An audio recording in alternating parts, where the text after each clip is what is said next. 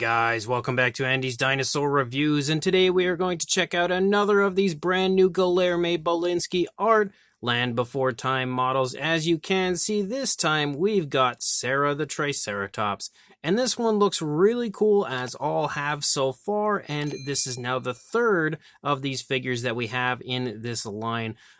To my knowledge, though, he has not begun working on Petrie or Ducky. I don't believe I've seen anything as far as those go, so hopefully he will get those done at some point, because I would definitely love to complete the entire collection of the Land Before Time characters and have all 5.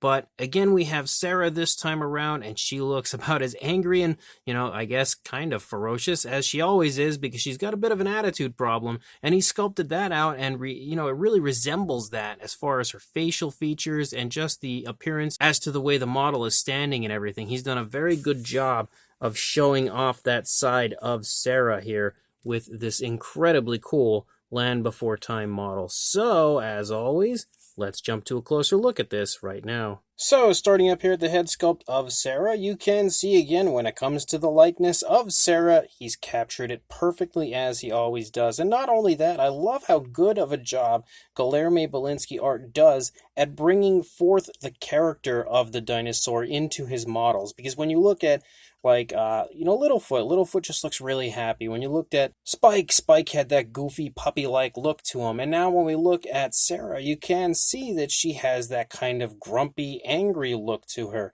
So on top of creating really cool, high-quality models of these characters, of these dinosaurs from the Land Before Time, he also brings forth and brings to life the character in the model itself so beautifully. But you can see again, we've got all the detail you would like to see, or you could if my camera would stop losing focus. We've got the nostrils right there. They're highlighted nicely with a darker tone. You can see the mouth sculpted out and also highlighted with that darker tone. We've got the little horn here on her nose, which looks really nice, painted with a nice light gray. And you can see her eyes are so nicely painted. Like, those are really high quality paint jobs on the eyes. Again, as you always find when it comes to Guilherme Bilinski Art, probably one of the absolute best artists in the world when it comes to producing dinosaur models. You can also see the ears for Cera are sculpted out quite nicely, and we again have the yellowish tone here for the upper side of Cera, and then of course that white tone there for the lower half of Cera. And as you look through all the kind of lines and stuff that you would see as far as her fine detail goes, it's all been highlighted nicely with, again, that darker tone. And you've got a few of those spikes leading around the frill here of Cera, which are also painted with that nice grayish tone. As you move down here into the body, you can kind of see a little bit of creasing there in the neck, and you can also see more of that as you move back into the front leg here. We can obviously see the front leg is actually kicking up some dirt, which is pretty cool. Again, very neat to have that sort of scene created for the figure. Again, as you move down, you can see all of those creases and stuff are highlighted with that darker tone like we saw in the face. Same deal here for the elbow, and you can also see a nice bend in the wrist of Cera, as well as her foot sculpt looking really good. Again, the nails are painted with the same tone of color we had seen up there for her horn.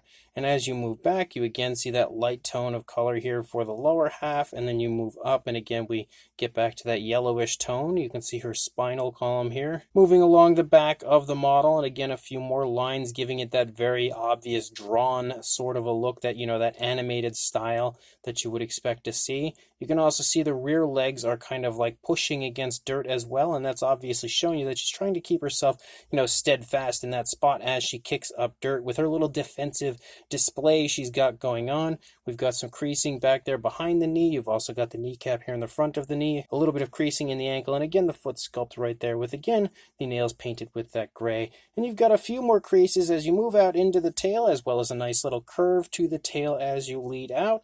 The detailing here on the underside also looks quite nice. Again, she's got a little bit of a pudgy belly, as you see in the film as well. And then if we take a look at the opposing side, you can see that the head is turned slightly to her right, so it's facing away from us a little bit right now. Again, perfection when it comes to the appearance of her head sculpt. Whether it's the sculpt or paint, it doesn't really make a difference. It's absolute perfection. You can also see a nice twist there in the front leg here, in the ankle and the elbow and everything right there. You can also see, again, the detailing looks great over here. Not too different than what we had just seen on the initial side, though, especially because both legs and the rear legs are kind of positioned similarly The leg here in the front, though, is definitely planted. Very different as far as the appearance goes compared to the leg over here that is kicking up some dirt. And you can see the rear of the frill as well back there. And then, of course, the nice curve in the tail. So Littlefoot and Spike now have another friend to join their little group, as we now have Cera, and she is awesome. And then we've also got the base, and you can see the base is very nicely done. We've got the footprints there for Cera, and you can also see,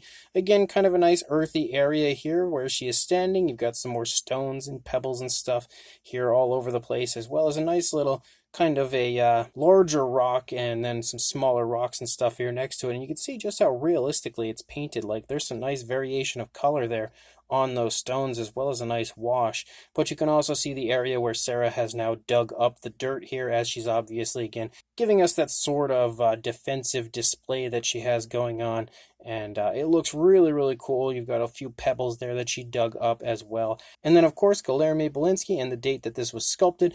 It was only released, I think, maybe at the end of last year, early this year. And I now have mine in my hands, which I'm so happy about. But you can see we also have this black circle here, that circular base underneath the earthy area, and then a nice soft underside, just like all of the others do. So let's get Cera back on her base, and we'll get a size. As far as a length goes, from the tail to the snout, you are looking at about 3 3/4 inches, or around 9.5 centimeters.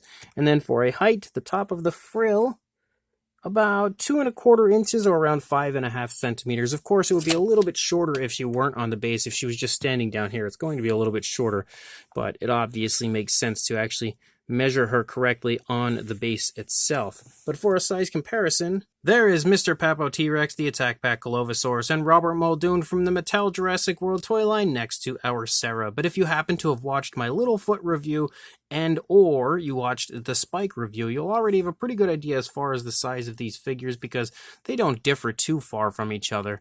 And of course, to show you that, here is the whole group that we have so far. We've got Littlefoot, Cera, and Spike. Now all we need left is Petrie and Ducky, and you'll have the whole gang complete. And you can see how incredibly cool they look next to each other. Again, they literally all look like they were just pulled straight from the film.